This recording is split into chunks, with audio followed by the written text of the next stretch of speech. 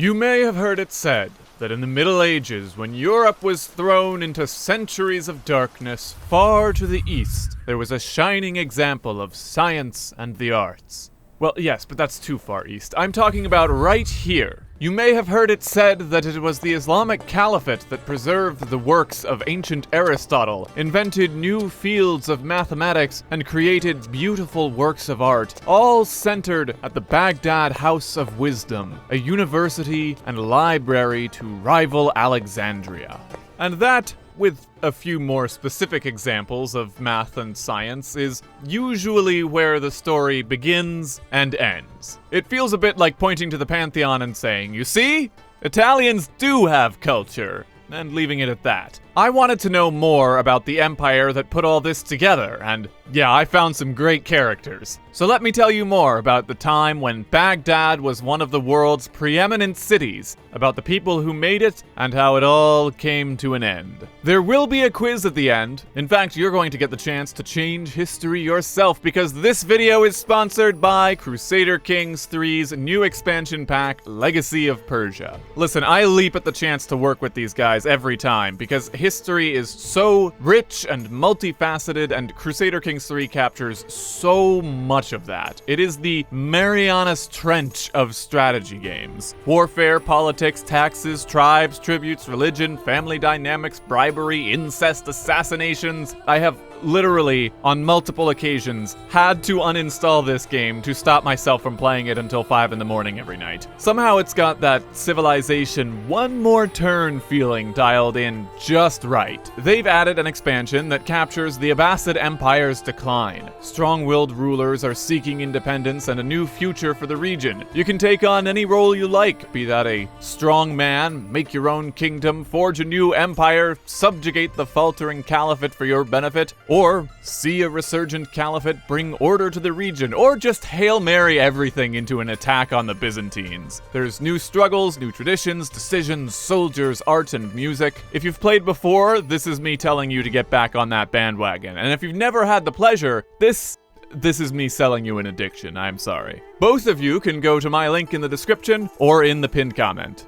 Okay, really fast context on where the caliphate came from. Guy comes out of Arabia, first name Muhammad, last name Pabah. He comes out with this hot new religion, takes over a whole bunch of land. His friends and family take over from there, take over a bunch more land. This sweetie pie named Ali takes over, but he gets assassinated. Shia Muslims said his family should have stayed in charge. Sunni Muslims said, nah, that's not how this works. One of Ali's governors takes over and puts his family, the Umayyads, in charge. They conquer a lot of land, but a lot of the people inside their land didn't like them. Not so much for the conquering business, you gotta make a living somehow, but they played favorites with the Arabs and they really PO'd the Shias. Not to mention, they had a bunch of guys in the empire who saw all the fighting going on and figured they could do a better job. One of those guys made enough friends to defeat the royal army, and his name is Caliph al-saffah, the first of the Abbasid dynasty. Al-saffah is actually less of a name and more of a title, meaning the gracious, because he looked at all of the defeated Umayyads and threw them a feast.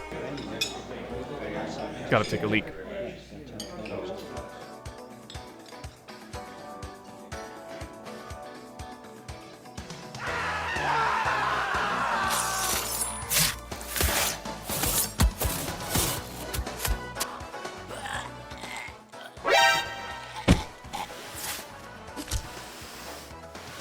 Yeah, al-saffah actually translates to the bloodshedder, because he killed all of his political opponents. Except that one guy. He has a great story, by the way, but different video, check the doobly-doo. The bloodshedder dies, and his son is too young to be in charge, so he gives everything to his brother, whose name was the Victorious. Congratulations on your new job! Thank you, General. You know, I couldn't have done it without assassinating those more popular than me. But you haven't. The Victorious was a lot like his brother. Another very appropriate nickname. Some people were feeling very rebellious after that general died. He did not care. The Shia were also starting to realize that al-saffah had lied to them when he said he was going to put one of Ali's descendants on the throne, and the Caliph did not care. I mean, he did care, he cracked down on them with violence, but he was fine with that. He also decided to get away from the influences of the Umayyads' old capital and built a new city called Baghdad. It was a small, fortified circle initially, but within decades it reached maybe 1.5 million people. It attracted scholars, merchants, artists, lots of smart people with smart little noggins. The city continued to flourish under the rule of his successor, who invested heavily in government services and gave Baghdad a big glow-up. The city and the Abbasid Caliphate both reached their peak during the rule of Harun al-Rashid. He's sort of to the Abbasids what Charlemagne is to medieval Europe. Al-Rashid wasn't so much a conqueror, he went to war with the Byzantines, but that was more of a religious ritual than a practical expansion. But he's the guy who shows up in literature, the rightly guided leader who brought his people to a golden age. He was actually alive at the same time as Charlemagne too. The two of them were pretty good buddies. Your Holiness, a group of Franks has brought you a gift from Charlemagne. Is that so? Well, let's see here. Let's see what he's after. Churches in Jerusalem. Safe travel for pilgrims. It all seems reasonable if he... Oh, the old card. Look what he has to say about the Umayyads and the Byzantines. Oh, let's see what he's put in here. Oh, how quaint! Yes, I could use another of these. Oh, we simply must give him a proper thanks. Let's see, what have we got here? Let's give him one of these and one of these. What kind of... Yeah! Your Majesty, the rest of the gifts have arrived.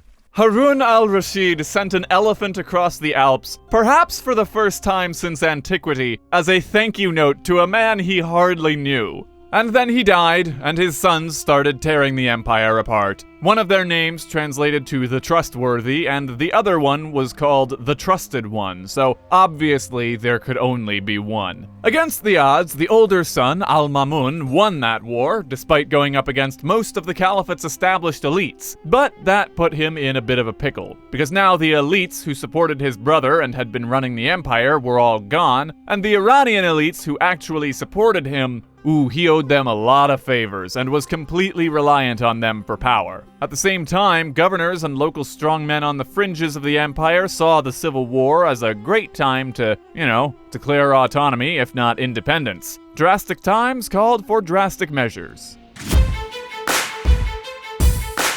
Hi. My name is al-Mutasim, brother to the Caliph, and I'm here looking for investment in my Mamluk slave army. Do you need a centralized force that will make your governors think twice before challenging you? I give you my Mamluk slave army. Wars, rebellions, covert plots, all things of the past with Mamluk slave army.